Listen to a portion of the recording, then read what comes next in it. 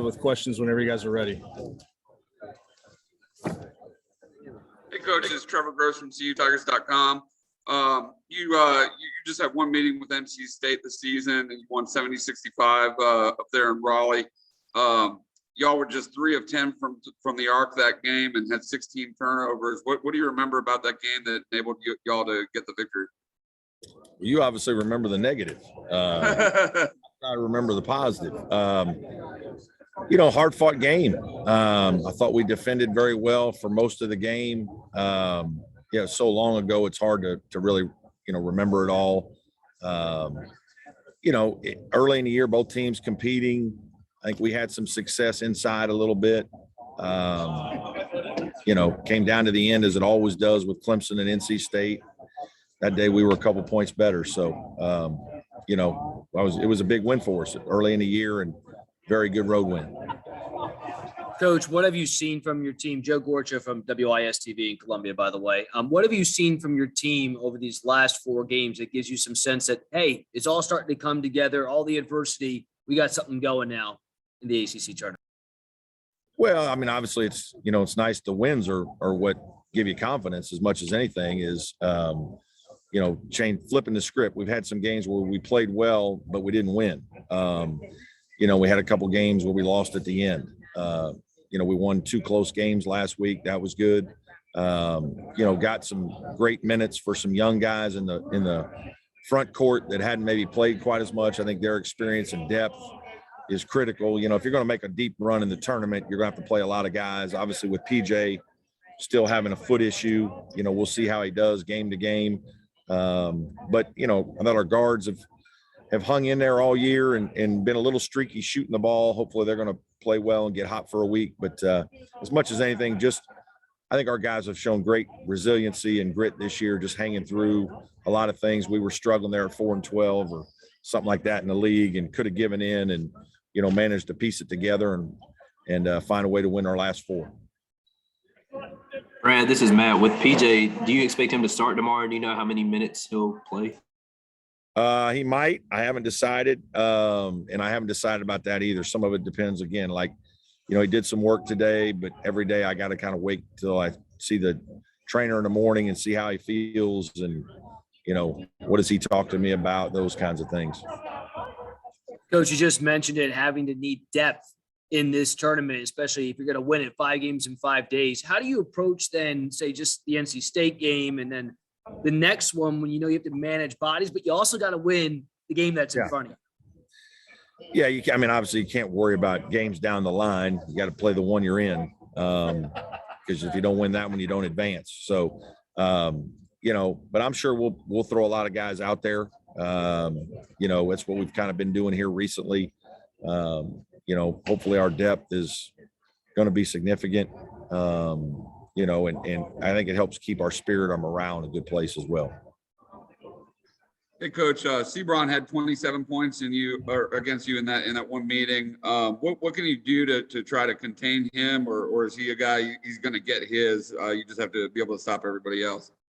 Well, I hope he doesn't get 27 again, but he's a really talented guy that, he and PJ, 2 most improved guys in the league, probably. He's dynamic. He can finish as well as anybody from 6 feet and in. He's got all the shots. And he's got tremendous speed. He gets to the rim in 1 dribble. From the 3-point line and 2 dribbles from almost midcourt. So it's just making it hard on him, shrinking the floor a little bit and just doing the best you can to make him have a tough night to score. But he's going to get some points. There's no stopping him. He's too talented a guy. Brad, is there 1 or 2 things where you say, hey, if we do this well, we've got a real shot to make? I don't know about any of that. I think you have to shoot the ball well, right? It's, especially to win multiple games, it's hard to overcome, poor shooting nights. Our defense has gotten better. I think it's, I don't think there was a stretch where it wasn't very good. Some of that PJ probably playing, and not being able to move as well as we would have liked. and having to change some ball screen coverages because of it. But I think we've gotten back to doing some things a different way that has helped us. And, we'll just have to see. But I don't know that there's any one thing. I think, rebounding is important as well. Taking care of the ball against NC State. Those guys are aggressive defensively and pick you up full court and challenge you on every pass. And each game is unique. Certainly NC State presents a bunch of problems with the way they play. Coach, you mentioned PJ a little limited at practice. What about Hunter and David? Are they full go at practice? Yeah, they're both fine. They're both fine and full go, and yeah, they're good. Brad, just with you guys having won 4 in a row coming in, do you feel like y'all are in a good place right now and playing some of your best basketball this season? Yeah, I think we're in a good spot. I think, as much as anything, it's kind of the mentality of a lot of your individual players. Are your players in a good place? Do they feel good about their games? And I think PJ's still a little rusty right now, haven't been off for 2 weeks. And Hunter's probably not, he's probably played better stretches. But as a group, in terms of our morale and our spirit, I think we're in a good place that way. I think some other guys are in better places. So, it's kind of you're always managing that a little bit as a coach. I certainly would like Hunter and PJ to have a little more, consistency in their games, having played the last couple of weeks, but that's not what it is. So you just got to deal with it. And coach, just keeping the focus on PJ, I mean, knowing what he's gone through this season, but to not let the injury stop him from competing and being part of this team. What do you think it says about PJ's commitment to Clemson, his teammates, and his love for the game itself? Yeah, very competitive guy, wants to be really good. And as much as PJ is a tremendous team guy. He cares about his teammates. He cares about our program. He cares about the success. He's really he's not into him that much, to be honest with you. He feels bad when he can't, when he doesn't perform as well, because he feels like he let his teammates down. And when he's not able to compete, it's a problem for him. And so he worked really hard to try to fight through some things and play this year, and then needed to rest a little bit, but he's excited to be back out there and hopefully be able to be in here all week. Were you surprised at all that he didn't get an All ACC nod, or did that bother him or you at all? Yeah, I mean, obviously I think he's one of the 15 best players, but there's a lot of really good players in this league.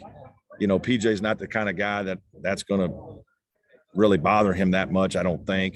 He's probably aware of it, but, he's more interested in us winning and playing well. And, but there's a lot of really good players in this league. Maybe him being hurt and missing some games, might have hurt him a little bit, but I certainly thought he was productive enough, and certainly a guy that could be in the top 15 for sure.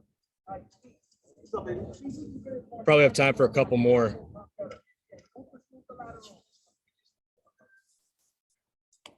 Anybody else?